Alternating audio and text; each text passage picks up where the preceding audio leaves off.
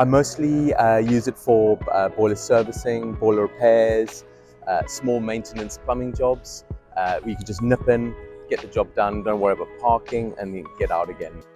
I did one the other day where I just couldn't have parked. But with the cargo bike, you can basically park the bike right up outside the property, take your bag that you need. So I've got a single service bag that I use, and then I'm there. I'm just doing the job, and then I'm gone again. In our industry, obviously, our boilers are chugging out emissions, and I thought it's quite a nice way to offset that. That was definitely a motivation. And then the other one was having a healthier lifestyle. Using the bike, you don't have to be dogmatic about it. You don't have to, oh, I have to use it in every situation, no matter what. It's a tool, and you've got to use the tool for the job.